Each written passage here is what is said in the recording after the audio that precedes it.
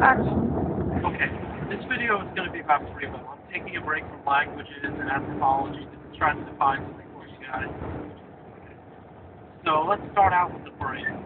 The body is made up of stuff that we can easily define with protons, neutrons, electrons, blood, tissue, bone, all that stuff. Bones and tissue. The brain, that handles decision making, right? Think of it as hardware. Some parts are going to do one thing, other parts are going to do another thing. And for people, it's going to be different. Some parts are going to be owned by genetic and navigate selection, all that fun stuff.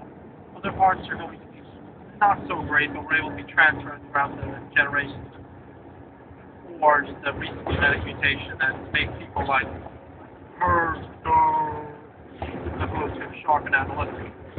Now that's the hardware. That was what the software is. Software is environment. Environment is a series of things that happen to you over time. And these things happen to different places. Happen to different people. Because people are in different places and it occurs at different times.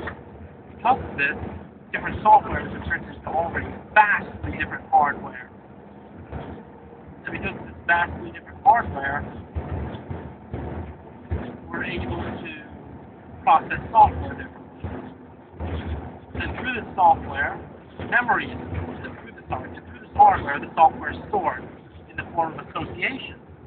Like when somebody says blue, someone might think sky. When someone says blue, someone might think green.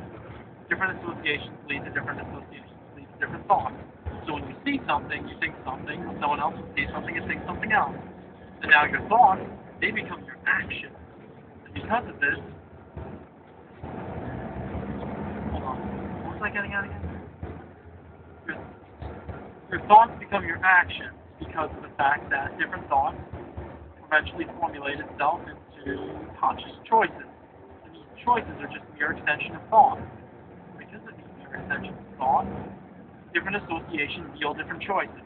And different hardware pre-programs the amount of things you can take in, the quality of things you can take in, the spatial location of the things you can take in. And because of this, the hardware largely determines what the software is going to do.